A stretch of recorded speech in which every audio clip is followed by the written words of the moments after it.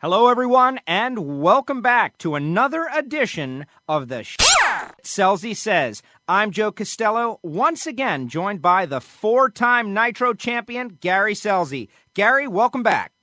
Joe, glad to be here, and man, have we got an exciting show today. Exciting. You really did something to us, my friend. We got a flood of emails after our last episode when you asked the listeners to give their opinion. It tells me that there's a lot of drag racing fans out there that have got a lot to say. Folks, when I say we were flooded, we were so flooded we might not get to them all. It will be like a 5-hour show, Gary. You're not ready to go 5 hours, are you? Oh, I don't know. When we get going, we might be able to do it, but I don't think people's ears are going to be able to take you and I for 5 hours. I agree with that. I wouldn't be able to take it either. But you asked for opinions, and you got opinions. You know, Joe, I've got to tell you, being a drag racer all my life, and anybody that says as a drag racer and owner and all that, say that they don't go to these chat rooms and look at Nitromator and Bobby's forums on Competition Plus and some of these other websites, they're liars. I used to look at the stuff and I'd read at what people say about me and how far off they were or how close they were on to being right. And, you know, everybody's got their opinion, and I think it's a good thing. But the thing that impressed me the most is the people that responded to what we asked for are passionate about NHRA drag racing, passionate beyond belief. They put their names, their emails, their phone numbers, their addresses. If you want to argue the point, or you agree with us or disagree with us, whatever it is, or we agree with them, there's somebody we're going to be able to talk to. It's not Joe Nitro or whoever they may be. And I have to thank you as fans. That means a lot to me as a driver and a drag racer, and a car owner. Maybe not a drag racing car owner, but a USAC and ASCS sprint car owner. That somebody's going to respond to someone, not. They said, he said, she said. And I commend you guys and thank you so much for doing that. It made it a lot easier, and it makes it a lot more real, and to make us more, I don't know how you say, not more passionate, but, you know, more like we're speaking to someone and not just a bunch of baloney. So, again, I commend you. I got to get going here. We got a lot to talk about. But thanks for your passion and thanks for your responses. It means a lot. Absolutely. I totally agree, Gary. And to watch the emails come flooding in, and I would give the email address again, Bobby@competitionplus.com. Maybe more will come in and Bobby will send them our way. But I noticed several common themes through most of the emails, and I'm sure we'll touch on them as I read some of these. But I also noticed that people really had so much detail. It wasn't just like go back to 1320. It was go back to 1320 because these 5 reasons, and they gave real, genuine reasons, and they're obviously very passionate about this sport, as are we. And so let's delve in to the emails. This first one from Grant, it is about 4 points. As a longtime fan, here's a few things I'm looking for when going to the drag racing in no particular order. First thing, number 1, quarter-mile racing. I totally understand shortening the races for the big speeds, but 1,000 feet bugs me. If it were up to me, I'd slow the cars down in other ways, or I don't see why we make the shorter tracks at 1,000 foot and the longer tracks at 1320. Gary?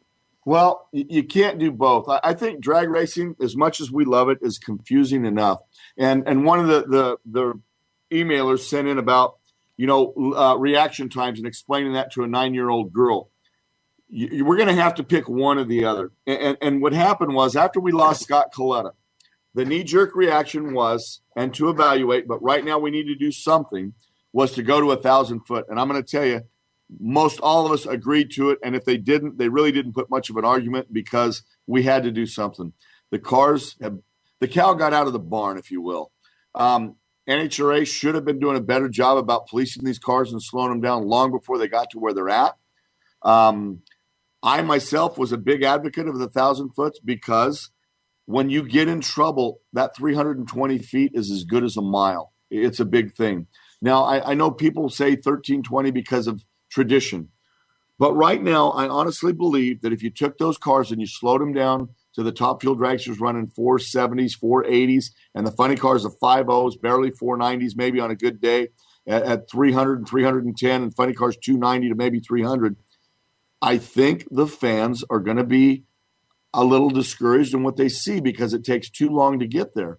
And we're used to these cars blazing the ETs and blazing the speeds. I mean, Tony Schumacher just ran a 476. He's ran as fast as 327 miles an hour in 1,000 foot. I guarantee they're going to run 340 if we let them go where they're at. Now, I understand slowing them down, and maybe that's something that NHRA needs to do. But on their hand, if they make a move like that and they say, look, guys, we got to put restrictor plates on these cars. We got to slow them down to the ranges I just spoke about, and the fans hate it. What do we do then? Make another change? And then do we hang Tom Compton and anybody else? Well, why'd you do that for? We hate it. Because one thing is a common denominator with everything. And I think everybody can agree on this. No one's going to agree on everything. So, I understand the traditionalists, the 1320, but myself as a driver, I don't really want to slow them down. But I'm going to tell you, we have to slow them down again because at 1,000 foot, they're going too quick and too fast. And if something goes wrong, a front wing breaks and a car goes into the sky, it could go into the crowd. And I think we're going to open up a whole nother can of worms that we don't need. You can't start killing spectators. Let's backtrack for a second, because this was in all the emails, pretty much. Almost every email had this question. So we're going to answer a lot of people's questions or parts of their email right here. Let's take a step back to why not have two different lengths at two different tracks, say Gainesville, for instance, or a couple of times a year. Why can't they run a different combination? Is it cost or is it confusion for the fans? I would imagine they'd have to have a different tune-up, but everyone would immediately say, well, NASCAR teams go to Talladega one week and they go to Martinsville another week. I'm sure they've got a different camshaft and different things going on in those engines. Also, they are big, giant race car factories, which is a little bit easier. But what do you think the primary reason, Gary, for not having two different lengths at tracks that can accommodate them? I think that the lower funded teams are going to hurt with that because we've got a lot of lower funded teams having major explosions right now at 1,000 foot. Then if we try to make them go, I'm not going to say that's going to eliminate it, but if they try to go back to 1320, the Schumachers, the Alan Johnsons, the Colettas, the Forces, they've got deep pockets and they can afford to do a lot of explosion, a lot of experimenting and things like that. I kind of like the idea. I'll be honest with you. I like the idea, but again, I think the confusion, the cost, and I think the lower funded teams would be against it because, they're going to have to blow stuff up. There's no testing anymore. And again, there's no money to test. So guys are struggling right now. I know we don't want to blame it on the economy like we blame everything else on. But, Brandon, Minnesota, you could run for a half mile and still not have a problem with shutting the things off. But that's a good question. I think it's funding, and I think a lot of it would have to do with the lower funded teams. I think the big guys would win on that one again. So to put my opinion only. So, well, that's what we're doing here. And to put a period on this, would you agree, disagree, or otherwise that the NHRA fan is going to have to make a choice at some point within themselves to like and learn to like the 1,000-foot drag racing or risk seeing the sport change in a way that will cost teams and everyone millions of dollars and may not be nearly as exciting? Because the day that everyone spends a lot of money to slow the cars down and they're boring and slow, people will abandon the sport. We know that. You said it. I agree. So is it as simple as, hey, fans, this is how it is. It's a great sport. Learn to like it. Is that right? I got to believe I'm right. The one thing is, I think the 1,000 foot's here to stay. We've got places with a lot of that gather huge crowds. Pennsylvania, Reading, Pennsylvania, Englishtown, New Jersey, Pomona. The list goes on and on. I'm not going to say Seattle because we all know what I think about Seattle. But there's a lot of these racetracks that there's no way we could make longer. And we really can't afford to lose any venues because the way the environment is right now, no new racetracks are going to be built. And if they are, it's very few and far between. We're going to lose more than we're going to be able to replace and build the stellar Bruton Smith racetracks. I think if we take these cars now at 1,000 foot and slow them down, the racing is as close as it's ever been. I think it's as equal as it's ever been. Has it made the starting line more important? Absolutely it has.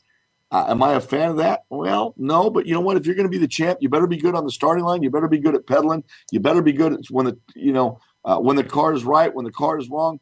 those are all factors that still make a driver a play. And if I'm going to be the world championship, I better be one of the best at the starting line and all the other things that go with it. So I think we slow them down in the 1,000-foot. And I think the easiest way to do it is a restrictor plate, because then it takes the mag, the fuel pump, all that stuff out of play. The only issue that was talked about when I was racing in 08 at the end, Schumacher, Coletta, Force, all these people have blower dynos. And when you take fuel away, the more the efficient the supercharger is, the more fuel the thing will burn, and the better they will be, the more power they're going to make. So those guys, again, the super teams are at an advantage. So I keep bringing that up. But, even though I drove for a super team, I'm still the kind of guy that wants to see the Tim Wilkersons of the world, survive and win. And, I think we're going to lose that with the restrictor plate, but we have to slow them down. And I think that's the cheapest, easiest way to do it. They just need to implement it, and they need to make it happen, because you're never going to get the pro teams to agree with what NHRA says. NHRA is not going to agree with the pro teams. NHRA is the boss. It's their ball court. They have to tell the racers, this is what's going to happen, win, lose, or draw, and that's what you're going to do. You might not like it, but you better learn to love it, because it's the best thing going today.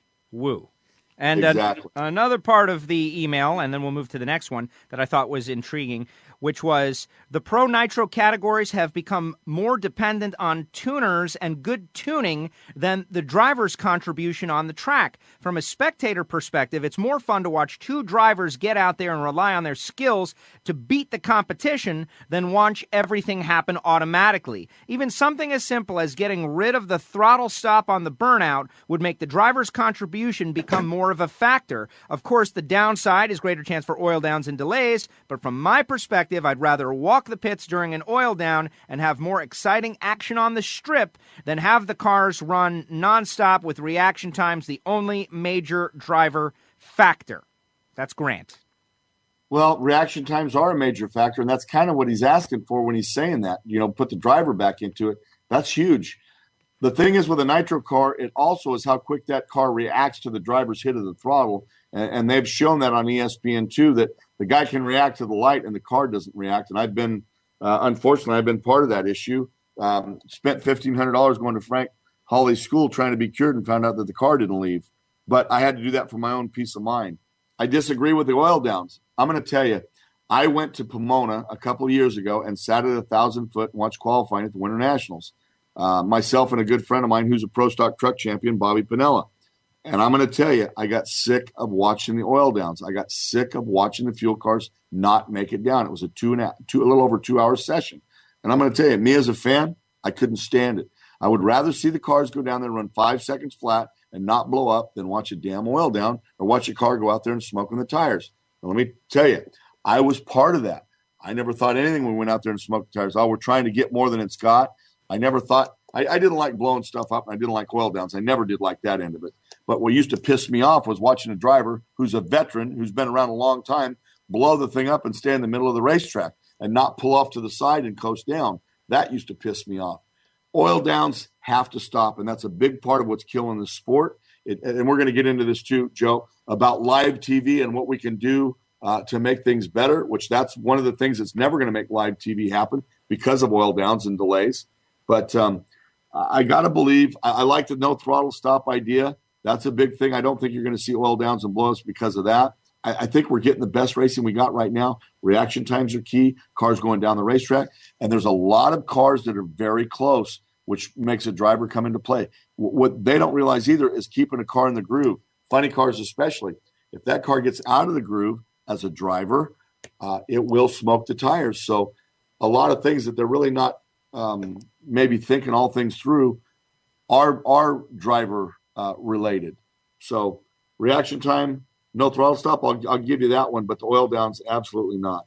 We can't sacrifice oil downs to walk through the pits. Not going to happen. Understood, and everybody who's raced at their local track knows the worst way to kill a night is just that guy who drives from end to end, dropping oil, and can put you down for a couple of hours. All right, next email. This one coming from Ma Green.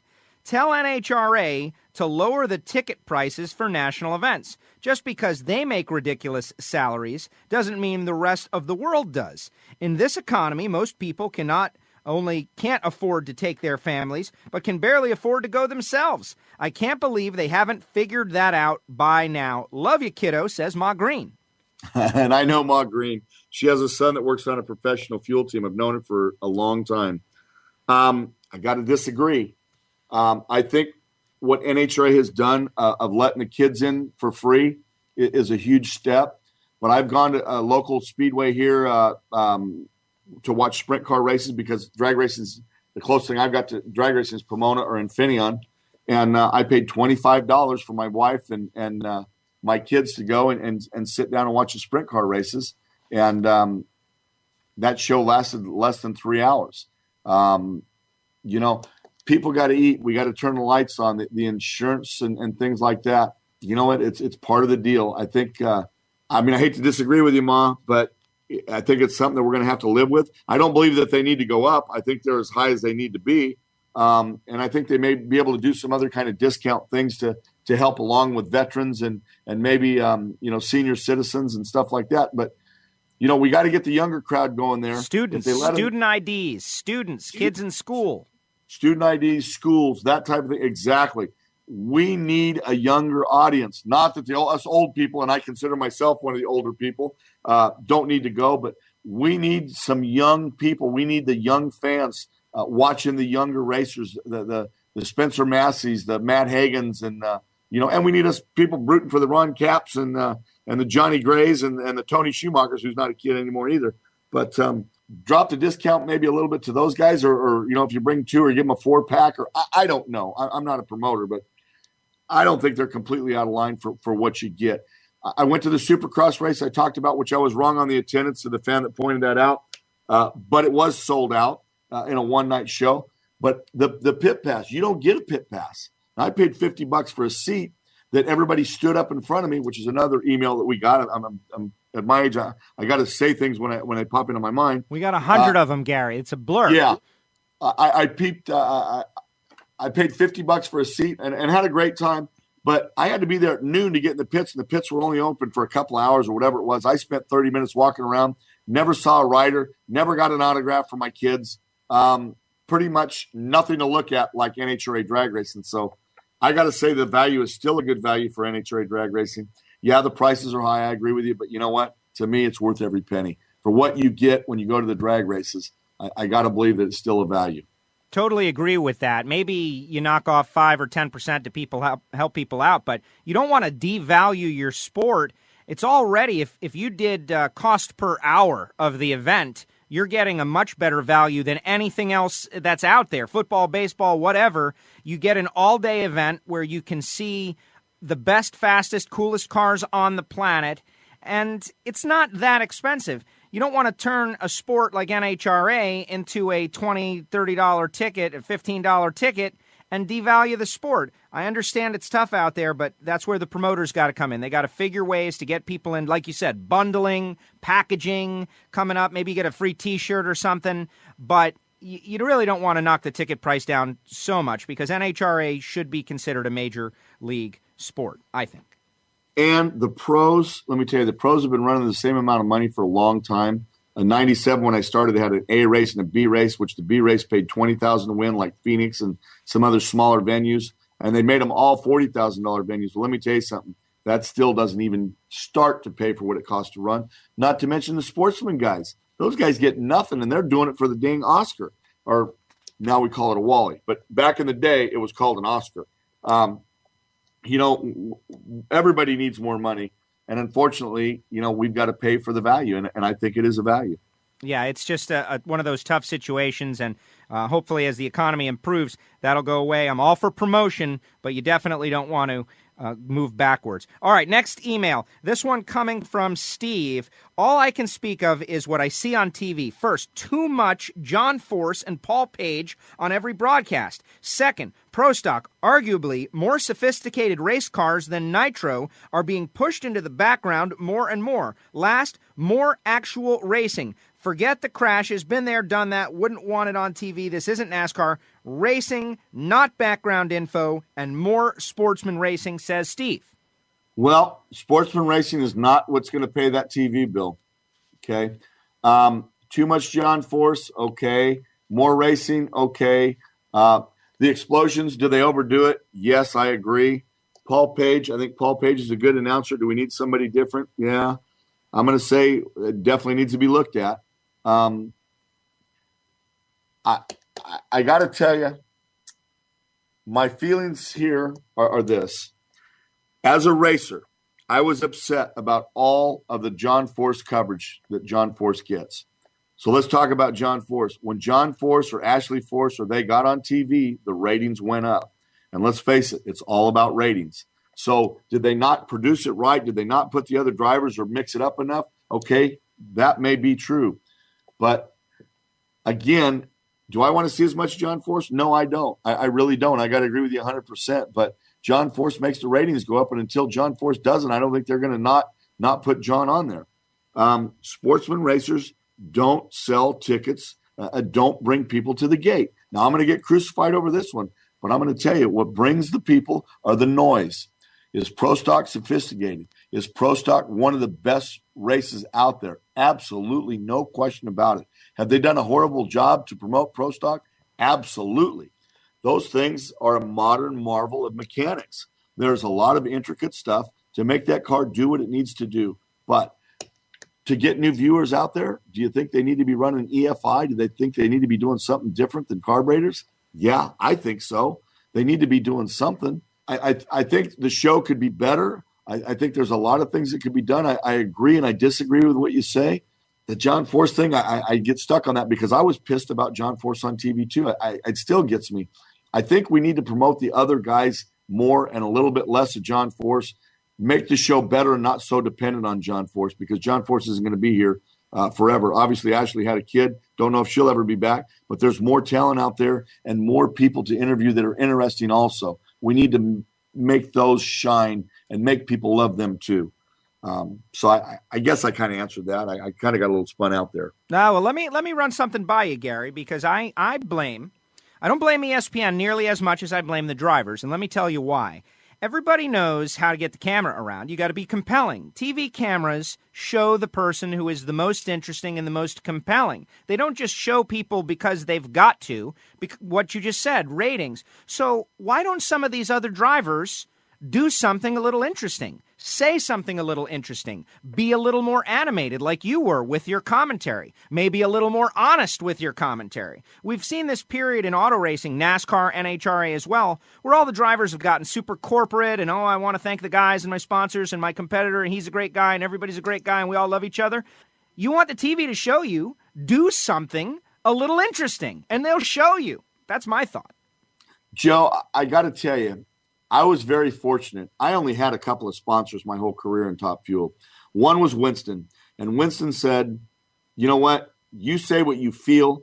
People will read what you are. You can't be someone you're not. And obviously, I'm a little on the goofy side, and I said what I felt. I hated Tony Schumacher.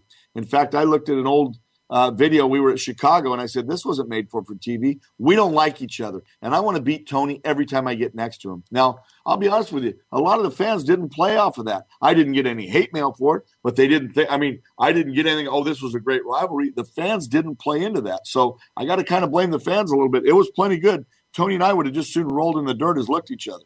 Oakley, Mopar, Jim Gennard, who owned Oakley, said, you know what? That O that's on the side of that car and on your uniform says Oakley. If people don't know that, then we're not doing our job. You say what the car felt. You say what you feel. That's what I want from you. I don't care if you mention Oakley. On the other hand, I had Matco Tools, great sponsor. Matco wanted their name and the distributors mentioned, thanking them. But nobody really controlled me, and they let me do what I wanted. My popularity grew and grew basically on the personality. But these other drivers, I don't know what's available to them that their sponsors preach to them. Some people made, and I don't know this, I shouldn't even say this, but let's say I have a tool company or a parts store that say I have to say that name every time I turn around. Well, it's okay if you work it in there, but every single minute corporate, it's boring, blah, blah, blah, blah, blah.